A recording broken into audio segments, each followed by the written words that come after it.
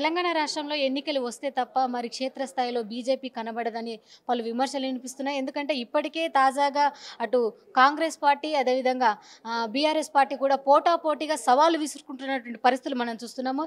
మరి ఉప ఎన్నికలు ఉన్నాయి, సంస్థాగత ఎన్నికలు ఉన్నాయి. ఈ విషయాలకు సంబంధించి రాష్ట్ర ఓబీసీ అధ్యక్షుడు ఆనంద్ గౌడ్ ఉన్నారు. సార్ చెప్పండి, నిజంగా బీజేపీ కొంత సైలెంట్గా ఉందని అనుకోవచ్చా? మరి ఎందుకంటే అటు అధికారిక కాంగ్రెస్ కావచ్చు, బీఆర్ఎస్ కావచ్చు పోటాపోటీ పడుతున్నారు. చర్చకు మేము సిద్ధమంటే మేము సిద్ధం అని చెప్పేసి సవాలు విసురుకుంటున్నారు. మన బీజేపీ ఎందుకు ఇన్వాల్వ్ అవ్వట్లేదు? ఎవరన్నారు బీజేపీ సైలెంట్? ఈ దేశంలో కాదు, ప్రపంచంలో ప్రతిరోజు ఏదో కార్యక్రమం చేసే పార్టీ ప్రపంచంలో పొలిటికల్ పార్టీ ఏదైనా ఉందంటే అది బీజేపీ పార్టీ. ప్రతిరోజు 365 డేస్ ఎన్నికలున్నా లేకున్నా ప్రతిరోజు మా కార్యకర్తలు పార్టీ ఇచ్చిన ఆదేశాలకు ఒక కార్యక్రమం రాష్ట్రంలో ఎక్కడో ఒక దగ్గర, రాష్ట్రం కాదు మండలానికి ఒకటి జరుగుతుంటుంది. ఎన్నికలకు మాకు సంబంధం ఉండదు. ఎన్నికలప్పుడు ఏంటంటే ఇది డైలీ ప్రాక్టీస్ లెక్క నడుస్తుంది. ఎన్నికలప్పుడు ఏంటంటే అది మ్యాచ్ అవుతుంది, అప్పుడు వేరే ఉంటుంది. కానీ మేము స్తబ్దతగా ఉన్నాము, మేము కనిపిస్తలేమనేది అది కాంగ్రెస్ కల్చరు, బీఆర్ఎస్ కల్చర్. ఎన్నికలు వచ్చినప్పుడు డబ్బులు తీసుకొని వచ్చి డబ్బులు వంచి ఎలక్షన్ కొట్లాడి వెళ్ళిపోవడం. మేము ప్రతిరోజు ప్రజల సమస్యల మీద, రాష్ట్ర సమస్యల మీద, దేశ సమస్యల మీద ప్రతిరోజు బీజేపీ పార్టీ కార్యకర్త 365 రోజులు పనిచేస్తారు. మాకు ఎన్నికలతో సంబంధమే లేదు. మాకు జనరల్ ప్రాసెస్ ఇది. ఎన్నికలు వస్తున్నట్టే మాకు స్పెషల్ ఏముండదు. ఈ ప్రాక్టీస్లో పోయినట్టే పోతుంటాం మేము. ఏ ప్రక్రియ అయినా నిరంతరంగా ప్రాక్టీస్ ఉంటేనే మన ప్రజలకు కానీ ప్రభుత్వానికి కానీ ఉన్నటువంటి పార్టీ లీడర్స్ కానీ అందుబాటులో ఉంటుందంటారు. మరి దాదాపు 18 నెలలుగా కూడా అటు కేంద్రం నుంచి వచ్చేటువంటి అభివృద్ధికి సంబంధించి, అంటే గ్రామాలకు సంబంధించి అభివృద్ధికి నిధులు రావడం లేదు. మరి ఇప్పుడు వచ్చేటువంటి సంస్థాగత ఎన్నికల్లో బీజేపీ వైపు జనాలు చూసేటువంటి అవకాశాలు ఉంటాయంటారా? ఏం నిధులు రాలేదు. రాష్ట్ర ప్రభుత్వం చేసిన సంక్షేమ పథకాలు ఏదో చూపించింది. అంటే సంక్షేమ పథకాలు అంటే ఆయన 6 పథకాలు చెప్పి అది అమలు చేయకుండా నోటితో చెప్పినాయా? కేంద్ర ప్రభుత్వం పథకాలే రాష్ట్రంలో లేకపోతే రాష్ట్రము చీకటిమయమైపోతుంది. మనుషులు నడవలేడు. రోడ్లు మేము ఇవాళ నడుస్తున్న ఎలక్ట్రికల్ సంబంధించిన, కరెంటు సంబంధించిన, అన్ని కూడా పవర్ సంబంధించిన లైట్లతో సహా కేంద్ర ప్రభుత్వ సాయంతో నడుస్తుంది. ఉచిత బియ్యం కేంద్ర ప్రభుత్వం సాయంతోనే నడుస్తుంది. గ్రామాలలో గ్రామ పంచాయతీలకు కూడా కేంద్ర ప్రభుత్వం ఇచ్చిన సాయంతోనే నడుస్తుంది. ఎవరన్నారు 18 నెలల నుంచి ఇది? ఒక్కరోజు మేము ఇట్లా ఆపేస్తే ప్రభుత్వము, రాష్ట్ర ప్రభుత్వం ఏం చేయకుండా భజన చేసుకుంటూ కూర్చోవాలి సెక్రటరియట్లో. కేంద్ర ప్రభుత్వం సాయం చేయడం అనేది వాళ్ళు ముందు నుంచి చెప్తున్నారు. మా కిషన్ రెడ్డి గారు బుక్లెట్ కొట్టించి దాన్ని మొత్తం మీడియాతో సహా ప్రజలకు కూడా ఇచ్చిన ఎన్ని కోట్ల రూపాయలు ఇచ్చినాము. ఈ రైల్వే స్టేషన్ అంటే ఖాళీ బీజేపీ పార్టీయా? రోడ్లు అంటే బీజేపీ పార్టీయా? బియ్యం అంటే ప్రజలు మన వాళ్ళు కాదా? ఏమి వాళ్ళు అసలు మేము ఇన్ని ఇచ్చినామని చెప్తున్నాము. ఆయన ఇచ్చింది ఏదో చెప్పమను. రాష్ట్ర ప్రభుత్వాలు 10 ఏళ్ళు ఆయన, ఇప్పుడు వచ్చిన ఈయన 16 నెలల ఈయన, నేను ఇది ప్రజలకు ఏంది? ఆయననేమో పాడుబడ్డ భూములకు పైసలు ఇచ్చి రైతు అందే ఆయన సీటు కాపాడుకోవడానికి ప్రజలకు ఇట్లా తాయిలాలు ప్రకటించి 10 ఏళ్ళు ఉన్నా కానీ ప్రజలు విశ్వసించలేని పాలన బాగాలేదు అని కొట్టేసి. గ్రామాల్లో మాత్రం గత 18 నెలలుగా కూడా అటు బిల్లులకు సంబంధించి, అంటే సర్పంచ్ పదవులు లేకపోవడం, అదేవిధంగా అంటే ప్రభుత్వం నుంచి కొంతమందిని అధికారులను నియమించారు కానీ పర్టికులర్గా సర్పంచ్లు ఇంకా ఎలక్షన్స్ పెట్టకపోవడం, దీన్ని సుప్రీంకోర్టు కొంతవరకు తొందరగా ముగించుకోవాలని చెప్పేసి ఆర్డర్లు ఇవ్వడం, ఈ విధంగా చూస్తే మరి కేంద్ర ప్రభుత్వం మాకే అడ్డుపడుతుందని చెప్పేసి కూడా కాంగ్రెస్ పార్టీ అంటుంది. దీన్ని ఏమంటారు? ఎన్నికలు పెట్టవలసింది రాష్ట్ర ప్రభుత్వం. సర్పంచ్లు అయిన తర్వాత సర్పంచ్లకు ఫండ్ పంపించవలసింది కేంద్ర ప్రభుత్వం.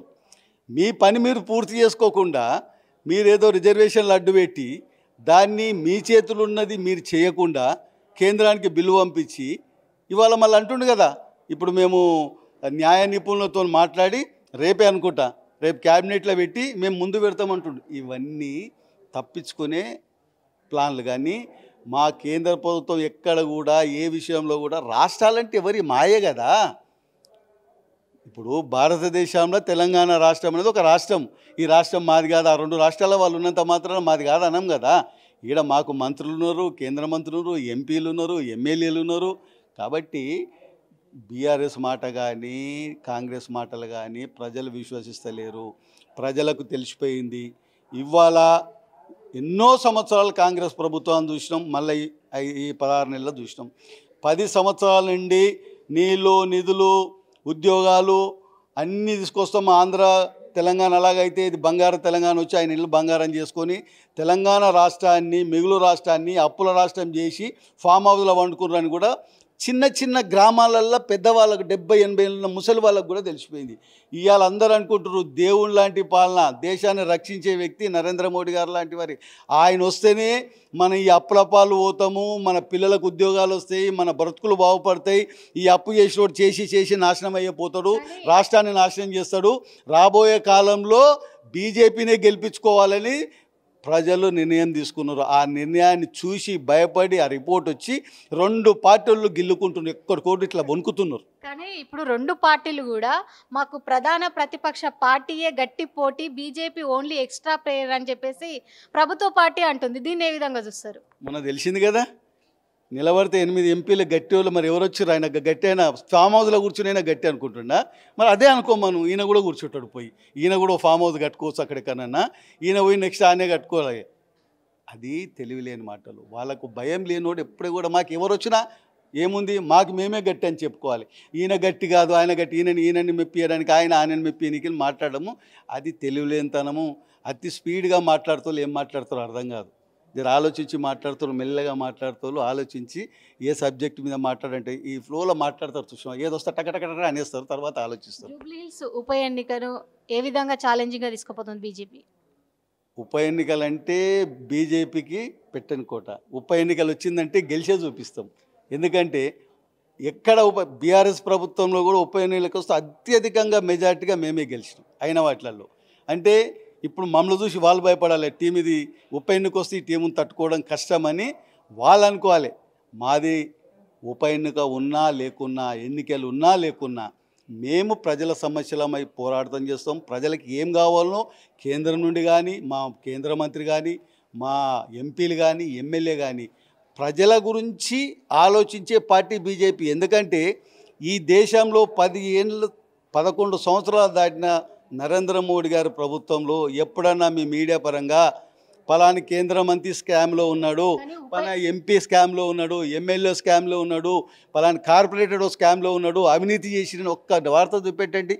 నిజాయితీగా పనిచేయడము బీజేపీ కార్యకర్తలు నాయకుల లక్షణాలు. దానికి మా హైకమాండ్ అట్లుంది. మాది వీళ్ళు వాళ్ళని కాదు, ప్రజలు కూడా బీజేపీ దేశాన్ని రక్షిస్తుంది, నిజాయితీ పాలన అందిస్తుందని ఈ దేశ ప్రజలందరూ విశ్వసిస్తారు. అందులో భాగంగా మన తెలంగాణ ప్రజలు కూడా నిర్ణయం తీసుకున్నారు, రాబోయే కాలంలో బీజేపీనే గెలిపియాలని. ఉప ఎన్నికలకు మరి ఏ అభ్యర్థిని నియామకం చేసేటువంటి అవకాశాలు ఉన్నాయి? అది పెద్దలు తీసుకుంటారు. అభ్యర్థితో సంబంధం కమలం పువ్వు ఎవరైతే వాళ్ళే మా పార్టీ, దానికే మేము పనిచేస్తాం. వ్యక్తులు ముఖ్యం కాదు బీజేపీ పార్టీలో, వ్యక్తి ముఖ్యం కాదు, దేశము పార్టీ. ఎన్నికలు వచ్చినప్పుడు పార్టీ ఏ వ్యక్తికి ఇస్తే ఆ వ్యక్తికి పనిచేయడం బీజేపీ కార్యకర్తల కర్తవ్యం. ఎన్నికల సందర్భంగా అంటే సంస్థాగత ఎన్నికల సందర్భంగా రాష్ట్ర ప్రజలకు మీరు చెప్పే సందేశం ఏంటి? నేనేం చెప్పా, పెద్దలు చాలా చెప్తారు. పని చేయాలి, పదవులు తీసుకున్న వాళ్ళు పని చేయాలి, ప్రజలకు పని చేయాలి, పార్టీకి కూడా బలోపేతం చేయడానికి కష్టపడాలి.